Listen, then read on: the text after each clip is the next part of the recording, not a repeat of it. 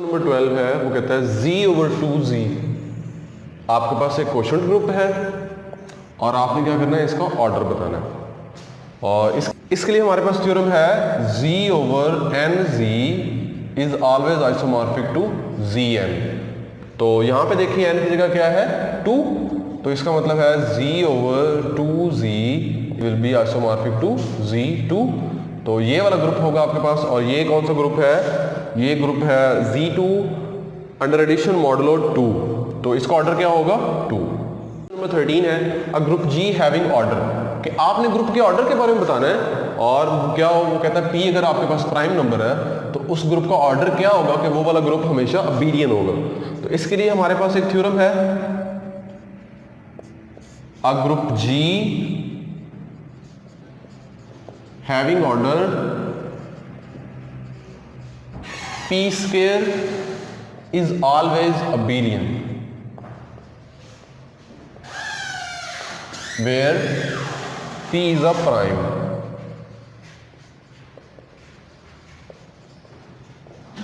कि अगर आपके पास P एक प्राइम नंबर है तो उसका स्क्वायर लें तो उस ऑर्डर का जो ग्रुप होगा वो हमेशा क्या होगा, अबेलियन होगा। तो P स्क्वायर की यहाँ पे अब आपके पास ऑप्शन मौजूद है, तो ये आपका करेक्ट आंसर होगा। और अगर हम बाकी ऑप्शंस को देखते हैं, इसको A को अगर हम P को लें 2 तो P⁴ आपके पास ग्रुप बनेगा ऑर्डर 16 का। और ऑर्डर 16 का हर एक ग्रुप अबीलियन नहीं होता। फॉर एग्जांपल आपके पास D8 ऐसा ग्रुप मौजूद है जो कि नॉन अबीलियन है और उसका ऑर्डर 16 भी है। और अगर आप इस ऑप्शन को देखें P, यहाँ पे आप P को 3 ले लें, एक प्राइम नंबर लेना है, तो ये आपके पास ग्रुप बनेगा ऑर्डर 6 का। और ऑर्डर 6 का आपके पास एक ऐसा ग्रुप मौजूद है जो कि नॉन अबीलियन है, S3। और अगर आप ये देखते हैं P, इसमें आप P की जगह 2 ले लें तो आपके पास ये ग्रुप बनेगा G2⁵ 8। और 8 ऑर्डर का आपके पास ग्रुप मौजूद है Q8 और ये नॉन अबीलियन है।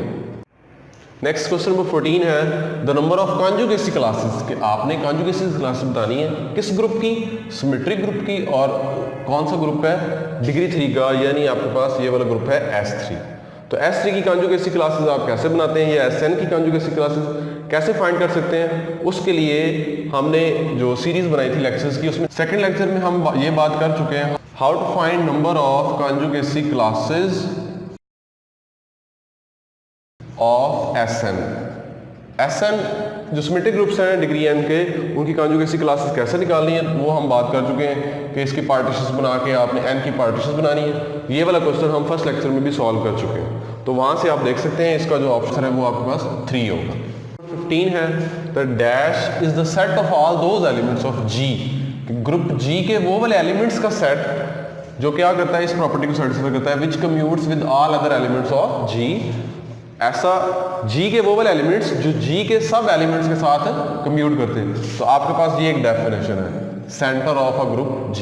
सेंटर की डेफिनेशन क्या है, the set of all those elements which commute with all elements of G। और यहाँ पे अगर अदर का ऑप्शन वर्ड नहीं भी होगा तब भी ये ओके है। ऑल एलिमेंट्स ऑफ G, वो G के वो वाले एलिमेंट्स जो उस ग्रुप के, उस G के सारे एलिमेंट्स साथ कम्यूट करते हैं। तो ये आपके पास डेफिनेशन है सेंटर की। और ऑटोमॉर्फिज्म नहीं हो सकती क्योंकि ऑटोमॉर्फिज्म आपके पास मैप्स होते हैं और मैप्स में हमने देखना है कि हमने एलिमेंट्स लेने हैं G के, वो मैप्स नहीं है। और जब हम कम्यूटेटर की बात करते हैं तो कम्यूटेटर की डेफिनेशन ये है कि AB is equal to A inverse B inverse AB। हम ग्रुप S3 ले लेते हैं, G is equal to S3 और S3 की जेनेटिक फॉर्म क्या है, AB such that A³ is equal to B square is equal to AB whole square is equal to E। तो अगर आप A और B का कम्यूटेटर निकालेंगे तो वो आपके पास आ जाएगा A inverse B inverse AB। और इस ग्रुप में अगर आप इन नोटेशंस को इस्तेमाल करें, प्रॉपर्टीज को, A³ is equal to E का मतलब है A square is equal to A inverse और B square is equal to E, इसका मतलब है B is equal to B inverse. और अगर आप AB होल स्क्वायर को देखेंगे, AB whole square is equal to E, इसका मतलब है AB is equal to AB inverse, यानी ये आपके पास आ जाएगा B इनवर्स A इनवर्स और B इनवर्स B है, A इनवर्स आपके पास A स्क्वायर है, तो AB is equal to B A square. तो आप यहाँ पे देखें A इनवर्स आपके पास है A स्क्वायर, B इनवर्स है B एंड नेक्स्ट AB।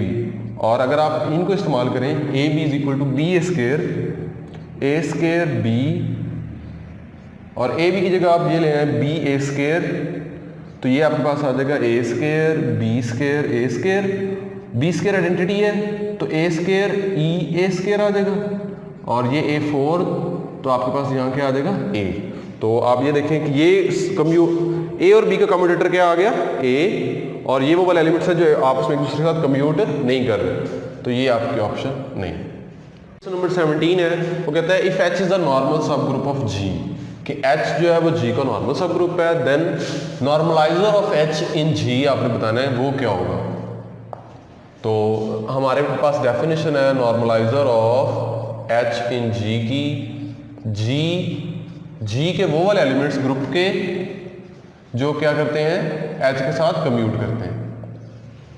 और नॉर्मल सब ग्रुप की डेफिनेशन क्या है कि एच इज नॉर्मल इन जी,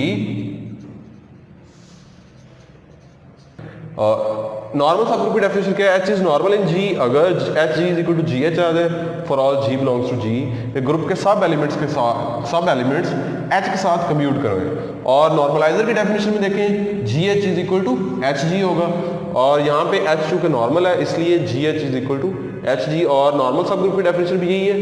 तो क्या होगा आपके पास जो नॉर्मलाइजर है वो क्या आ जाएगा होल ग्रुप, और इसमें आपके पास ये वाली ऑप्शन ओके है, और बाकी ऑप्शंस को चेक करने की जरूरत नहीं है। नंबर 25 है all subgroups of an abelian group are, कि एक आपके पास अबिलियन ग्रुप है उसके सारे सब ग्रुप्स हैं तो वो क्या होंगे। इसके लिए एक थ्योरम है all subgroups of an abelian group are normal subgroups of G, कि अगर आपके पास एक अबिलियन ग्रुप है तो उसके जितने भी सब ग्रुप्स हैं वो हमेशा क्या होंगे नॉर्मल सब ग्रुप्स होंगे जी के। सो ये आपके ऑप्शन भी करेक्ट है। और अगर हम इसको देखें आपके पास कोई साइक्लिक ग्रुप अबिलियन ग्रुप अगर आप कोई लेते हैं, सपोज दैट हम अबिलियन ग्रुप लेते हैं जी आर अंडर एडिशन, और इसका नॉन साइक्लिक ग्रुप हमें मिल जाता है आपके पास एच है Q under addition, Q under addition, ये वो वाला ग्रुप है जो अबिलियन ग्रुप का नॉन साइक्लिक सब ग्रुप है। तो अगर हम कैरेक्टरिस्टिक को देखें उसके लिए सबसे पहले हमें ऑटोमॉर्फिज्म की डेफिनेशन देखनी पड़ेगी। ऑटोमॉर्फिज्म ऑफ जी क्या है फाई, फाई आपके पास एक ऐसा मैप है जो कि आइसोमॉर्फिज्म हो, phi is an isomorphism from G to G, के आइसोमॉर्फिज्म जी क्या है फाई, फाई आपके पास मैप्स है कौन से, phi is an isomorphism from G to G पे। तो ऑटोमॉर्फिज्म, और हमने साबित चेक करना है कैरेक्टरिस्टिक सब ग्रुप के लिए, तो एच जो है वो कैरेक्टरिस्टिक सब ग्रुप होगा, कैरेक्टरिस्टिक सब ग्रुप होगा अगर फाई ऑफ एच जो है वो कंटेन करे एच में फॉर ऑल फाई। तो हम इसकी एग्जांपल देख लेते हैं। लेट जी को हम ले लेते हैं क्यू अंडर एडिशन, और एच हम ले लेते हैं जी अंडर एडिशन। और जब हम इनमें मैप बनाते हैं automorphism phi of x is equal to x by two, ये एक ऑटोमॉर्फिज्म है, लेकिन अगर आप चेक करें इसको जी के लिए phi of one is equal to one by two, तो ये जी में नहीं है। तो यहां से ये साबित हुआ कि फाई ऑफ एच जो है वो does not contain in H. तो इसका मतलब है ये जो एच है ये कैरेक्टरिस्टिक सब ग्रुप नहीं है। और ये हमने देखा कि एच जो है वो कैरेक्टरिस्टिक सब ग्रुप नहीं है, तो ये हुआ साबित कि अबिलियन ग्रुप का हर सब ग्रुप जो है वो कैरेक्टरिस्टिक सब ग्रुप नहीं है।